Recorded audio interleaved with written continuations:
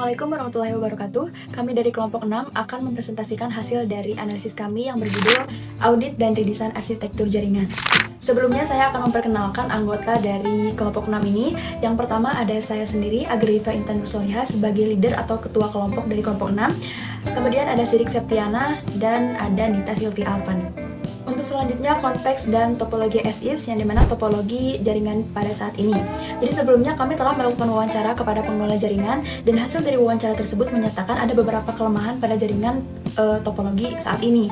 Yang pertama, single point of failure, yang dimana keadaan ini menyatakan bahwa hanya menggunakan satu router dalam jaringan LMS ini. Dan router yang digunakan itu router Mikrotik RB1000. Karena router ini hanya mempunyai satu, bisa dinyatakan jika router ini mengalami kendala atau mengalami kerusakan, maka layanan yang lainnya akan ikut terdampak atau ikut mengalami kerusakan juga. Untuk selanjutnya, flat network, yang dimana keadaan ini tidak ada segmentasi VLAN atau pembatas dari komputer antara admin, mahasiswa, dan juga server. Sama seperti single point of failure yang tadi sudah dijelaskan untuk router satu, jika mengalami kerusakan maka akan berdampak ke yang lainnya.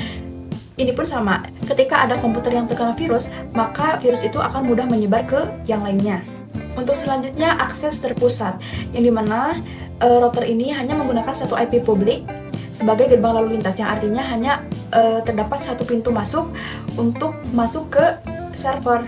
Yang terakhir, risiko tinggi, yang dimana hotspot mahasiswa itu berada dalam masih dalam satu jaringan yang bisa saja menyebabkan suatu penyerangan dalam jaringan tersebut yang menuju ke server. Selanjutnya, metodologi audit keamanan. Jadi sebelumnya kita telah melakukan pemindaian jaringan aktif atau active scanning dengan menggunakan tools Nmap, dan kita melakukan dua tahapan. Yang pertama, host discovery, kita melihat ada berapa perangkat yang aktif, dan pada saat itu ada 82 perangkat yang sedang aktif.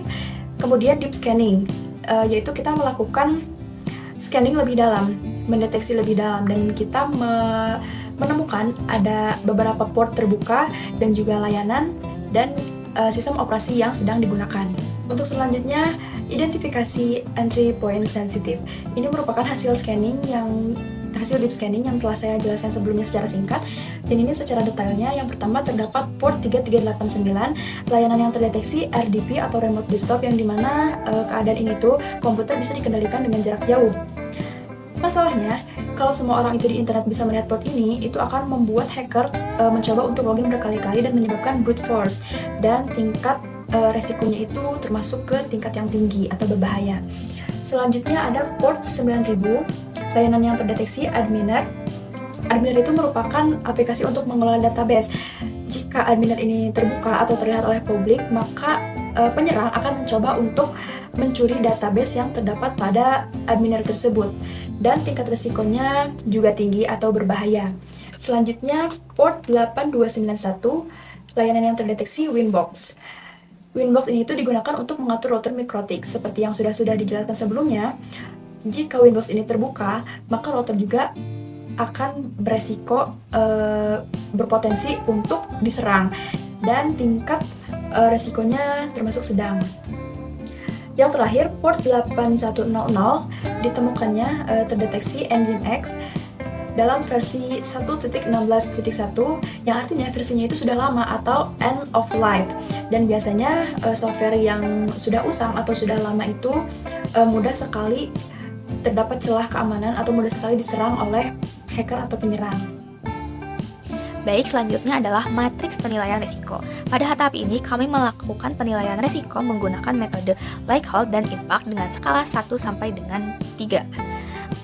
Hasilnya menunjukkan bahwa adminer dan RDP memiliki tingkat risiko tertinggi dengan skor 9, karena keduanya terbuka ke internet dan berpotensi memberikan akses langsung ke sistem yang penting.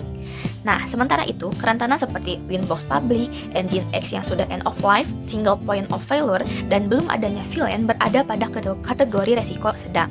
Nah, berdasarkan hasil tersebut, prioritas mitigasi difokuskan terlebih dahulu pada resiko tertinggi. Kemudian, dilanjutkan dengan penanganan resiko sedang agar keamanan jaringan dapat ditingkatkan secara menyeluruh. Baik, yang selanjutnya adalah rancangan secure arsitektur. Pada kondisi ASIS, kami menemukan beberapa kelemahan seperti belum adanya segmentasi jaringan, server yang masih terbuka, dan tidak adanya redundansi perangkat. Untuk mengatasinya, kami mengusulkan arsitektur keamanan berlapis. Pertama, jaringan dipisahkan menjadi 3 VLAN, yaitu VLAN 10 untuk hotspot mahasiswa, VLAN 20 untuk database server, dan VLAN 30 untuk administrator agar akses lebih terkontrol. Nah, selanjutnya, web server dan mail server ditempatkan pada DMZ sehingga layanan publik terpisah dari jaringan internal. Kami juga menggunakan 2 router mikrotik dengan VRRP agar jika router utama gagal, router cadangan dapat mengambil alih secara otomatis. Terakhir, seluruh lalu lintas dikendalikan oleh Cisco ASA 5506X sebagai firewall utama untuk menerapkan aturan keamanan dan mengontrol komunikasi antar jaringan.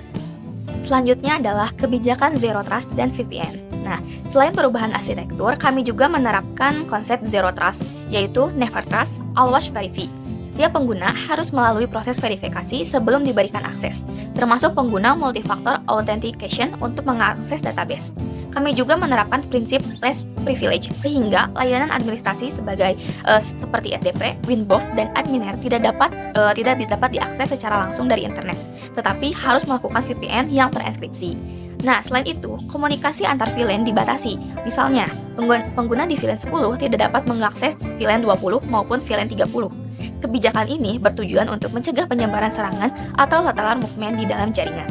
Untuk penjelasan selanjutnya, kami menerapkan implementasi akses control list, yang dimana akses control list ini bertugas sebagai satpam lalu lintas untuk mengatur jaringan. Bisa kita lihat ya, pada tabel di sini, internet awam kita beri akses untuk menuju ke server DMZ, dan juga internet awam juga kita beri akses ke VPN gateway. Sebaliknya, kita memblokir internet awam untuk mengakses layanan-layanan yang sensitif, di mana layanan-layanan ini biasanya adalah database atau remote admin. Nah, kita juga memblokir VLAN 10 sebagai jaringan mahasiswa untuk mengakses jaringan VLAN 20, yang dimana VLAN 20 ini adalah jaringan untuk database. Dari skenario yang tadi, kita telah membuat simulasi di Cisco Packet Tracer. Nah, di sini saya akan mencontohkan 2 contoh. Yang satu contoh valid atau halaman berhasil dimuat, dan satu lagi adalah halaman yang diblokir atau halamannya bertuliskan request timeout.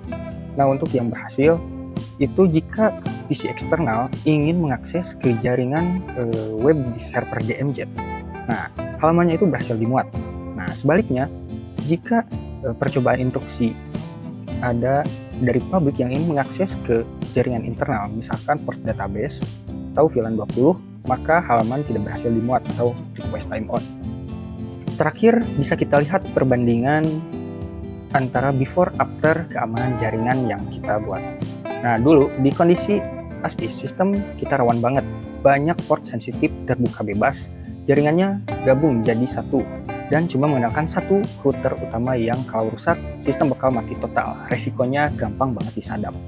Nah, sekarang bandingkan dengan kondisi 2B usulan kita. Manajemen server sekarang wajib pakai VPN dan MFA, alias dia bisa asal login. Jaringan juga sudah dipisah rapih pakai DMZ dan 3 VLAN. VLAN 10, 20, dan 30.